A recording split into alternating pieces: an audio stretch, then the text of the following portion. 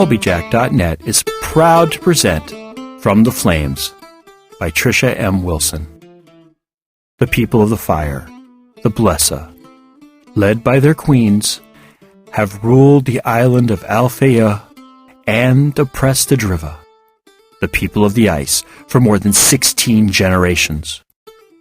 With the Drivian King in hiding and little hope on the horizon, the Driva looked to one person to save them from the vile Blesa, the Diviana. According to legend, the divinely gifted Diviana will one day overthrow the Blesa and restore the Drivian King to his rightful throne. But with the search having lasted for more than 400 years, will the Diviana ever come to light? Willow is the slave of the Raskpil family. Bought at the age of 4, 20 years have passed since her life irrevocably changed. Her existence is no worse than any other slave, but within, Willow wonders if there isn't something more she should be doing with her life other than serving the ungrateful. Ordered to travel with her master's family to Sondertoft, so her master's adult children can take part in an ancient rite of passage, Willow is shocked when she learns that she too must participate. Will she fail, as all before her have? Will she rise to the challenge and become stronger after passing through the flames? Episode 36. Chapter 20. Warm Welcome. "Sir," Rokia said as he entered the living room the next morning, "I have news." "What?" Aluak asked, moving toward his friend. Willow, Hawk, and Sigurd were standing in the living room, just about ready to depart. "Are the gates not open?" "They are open, but our new friends have more troubles than that. Their images are on the bounty wall," Rokia said. "The bounty wall? What's the bounty wall?" Willow asked. "It is where Queen Silverin puts the images of all Alfeyju's most wanted fugitives. Usually contains only the worst of criminals," Aluak said distractingly. "All 3 of them are on the wall?" "No, only 2, the woman and him," he said, indicating to Sigurd. "On what charges?" Sigurd asked, going white. "Attacking the Queen's men, treason, conspiring to incite a rebellion, just to name a few," Rokia answered. "Do they want them dead or alive?" Aluak asked, guiding a swaying Willow to the nearest seat. "Either. 10,000 pieces of silver if captured alive, 1,000 for each body. There was also a note saying that anyone caught aiding the fugitives would be killed along with their families," Rokia said. "But we haven't done anything," Willow said. "How can she put out a bounty?" "You forget about those concealed men you attacked? Or how about the guards yesterday? You've done things, just not anything that might deserve a bounty," Val said. "She is the queen. Her word is law. She probably heard about your claims at Sondertoft, decided you might be the one able to stop her, and now wants to take you out before you succeed," Aluak speculated. "Such a substantial bounty will facilitate her in her goal. Everyone, including the most ruthless of bounty hunters, will be looking for you. You'll have to be on guard every second you are out in the open." "Did you say there were only 2 bounty posters?" Hawk asked, looking concerned. "Yes," Rokia answered. "Your image was not with theirs." "Don't worry, Hawk. That'll change quickly," Sigurd said, slapping Hawk on the back. "With those guards looking for all 3 of us, it's only a matter of time before you get on the bounty wall, too." "Not helpful," Hawk growled. "Be quiet, you two. Neither of you are being very helpful at this moment," Willow snapped. Turning back to Aluak, she asked, "Are there bounty walls in every town and city?"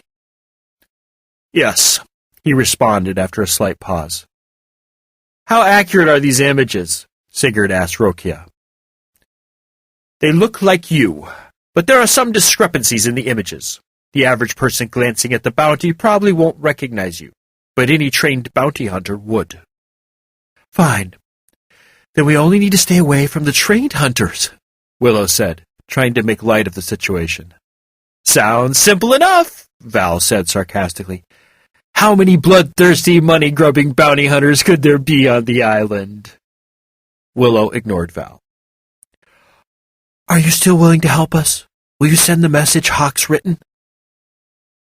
Yes, of course I'll continue to help you, Aluak said, grasping her hand tightly. When you are close to starting the final war, send me a message. I will gather my forces and be right there next to you to fight the enemy. When we succeed, you will be rewarded beyond your wildest dreams.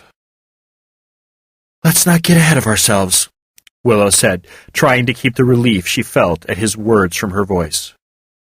He was still willing to help her, them, despite the increased danger. Thank the gods. Much still must be done before we get to the point where we can fight on the battlefield and win. But I will send you a message when the time comes, and expect you to be there with everything you've got. Of course he will, Val said. He wants to be in power, and to do that, he must defeat the evil queen. He'd be a fool not to fight for what he wants most, his family's throne back. And all that power. Never forget the power. Glancing out one of the small windows in the living room, Hawk said, It is starting to become very crowded out there. Shouldn't we be going? Yes, we will guide you to the nearest gate, Aluak answered. After that, you are on your own. I will have one of my men take the message for you. He should arrive at his destination in 3 days. Good. That will give them a few days to get to where they're going, Hawk said. And what is your destination? Aluak asked casually as he guided everyone out of the house. I'm sorry, but we can't tell you, Willow said, pulling her hood over her head as she stepped onto the road. It is for your own safety, she added. Of course it is, he said lightly. Thank you for being so considerate. 20 minutes later, the group of 5 had stopped near the east gate. This is the best guarded gate into the city, Aluak said, shrinking back into the alley's shadows. Then why are we going out here? Sigurd asked. Shouldn't we go out the least guarded gate? They'll expect us to do that, Willow said. By going out this gate, their guard should be down, and we should have an easier time leaving. Keep your hoods up, and stay in the middle of the crowd. The guards patrol the edges, and they'll be expecting you to stay on the edges, Rokia said. How do you know so much about what the guards do and don't do? Hawk asked, pulling his own hood up. I have a few friends who are gate guards, and when they drink, they let things slip, Rokia stated. The one thing that might give you away is that staff, Aluak said. You could always give it to me. I promise I'll return it when we meet up again, he reassured her. While I appreciate your concern, I'm afraid I cannot take you up on your offer. The staff must stay with me. A pity, Aluak murmured. Goodbye for now, he said louder. Aluak took her hand, kissing it, reminding Willow of a courtier saluting a lady. Until we meet again. Yes, until our next meeting. It has been a pleasure to meet you. Thank you for everything, Willow answered, more than ready to leave the city behind. Hawk took the lead as they walked out of the darkened alley. Willow followed him, keeping her head down and focused on staying in the middle of the flowing traffic. With every stop, she glanced around to see if the guards were looking for them. She saw them searching the crowds, but not very attentively. They would look around, but the second someone came over to talk to them, they took their attention off of the crowd. It was as if they were convinced their fugitives wouldn't come out this gate, so why should they put the extra effort into searching the crowds? Seeing the guards acting so lackadaisical, Willow got an idea. She turned to look at the others. While not abnormally tall, within the crowd their heads did stand out. Bend your knees, so you're shorter. Following her order, they bent their knees, becoming the same height as Willow, and blending into the crowd better. 15 minutes, and only one close call later, they were in the forest surrounding Fridrosa, making their way south, toward where their horses were waiting for them. Nika should be just ahead, Hawk said to the others 6 uneventful days later. They were a day later than they had planned due to rain, but Willow thought that it was a small price to pay for deserted roads and safety. "Is there any way to the port other than going through town?" Sigurd asked, his mood lighter than it had been in days. "No," Hawk responded. "From what I remember, the port is very narrow because it is flanked by 2 very large hills." "Fine. We'll make our way through town, being as inconspicuous as possible," Willow said, dismounting just outside of town. They'd agreed that they'd be sitting ducks if they rode into town. By walking, they could at least hide themselves behind their steeds. As they made their way into town, Willow felt the eyes of the villagers on them. Their looks and stares bothered her more than she was willing to admit, so she tried to shield herself even more by moving her horse to block her view of them.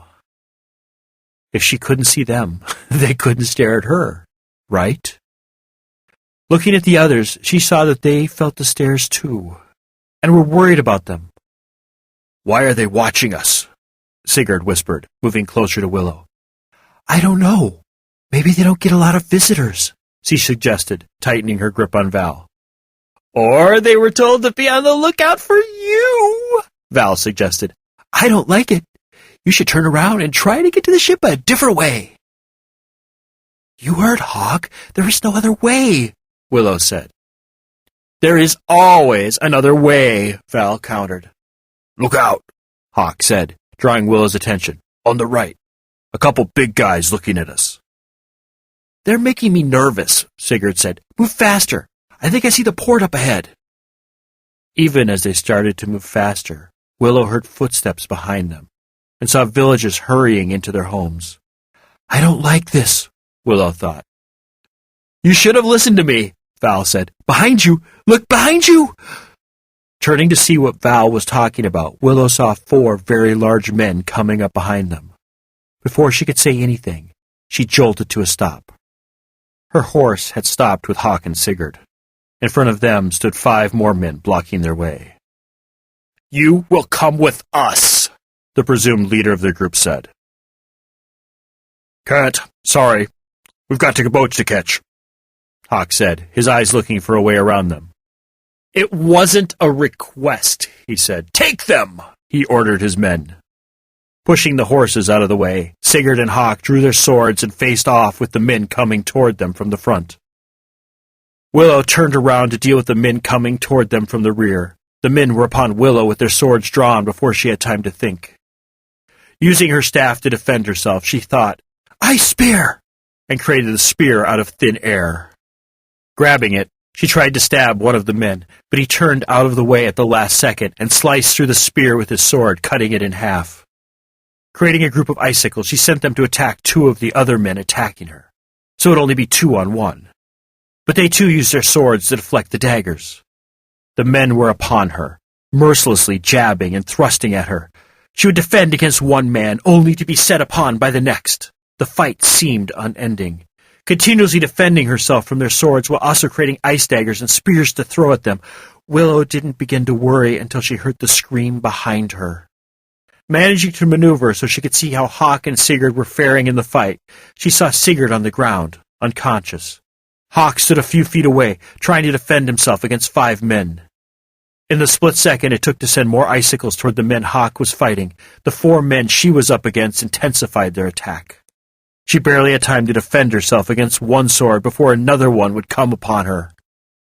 Ages later, she heard another cry of pain, this one coming from Hawk. She knew without looking that he was on the ground and that the men he was fighting were coming up behind her. Desperately trying to get to her fallen friends, she created a dozen icicles, hoping against hope that just one would find its target. But during the split second her focus was off all the men around her. Something hit her in the back of the head. Falling to the ground as her vision turned dark, her last thought was to fire the icicles. Then the darkness enveloped her.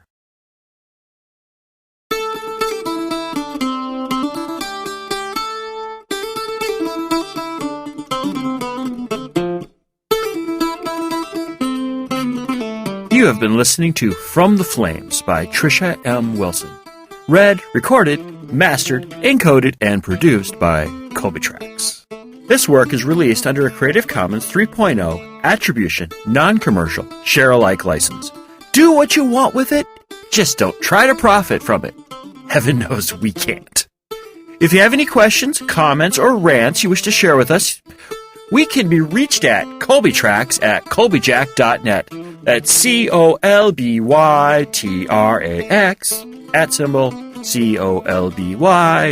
@COLBYJACK.net. Yep, I sing it too. If you want to follow the exploits of Trisha in Twitterland, just search for Lady Trisha W on Twitter, or follow the ever-dashing, courageous, hardworking, intelligent, and immensely humble Colbyjack on the Twitters as well. If you find that you can't just wait to find out what will happen with Willow, the strong dude and the annoying dude, be heartened to know that From the Flames is available from Amazon, Barnes & Noble, and Smashwords, as well as from our little shop. Didn't you know about our little shop? Why, yes, we have a little shop located at shop. That's shop.colbyjack.net. That's shop.colbyjack.net. Yeah, real original there. There you will find the latest ebook versions of all our works in both Mobi and ebook, all DRM-free, as well as audiobook versions of such works as Firmware Hijacked and Proxy, as well, naturally, as well as From the Flames. The audiobooks differ from the podcasts in that the headers and bumpers only run once, and the episodes are grouped into hour-long episodes for easy burning to CD or for downloading on the go. If you find you don't need any stuff, but just want to thank us monetarily for our efforts here, just head on over to Colbyjack.net, select either audio or visual, and look for the donate button located on the blog roll. Well, anyway, thank you for listening, have a wonderful week, and remember to be fabulous.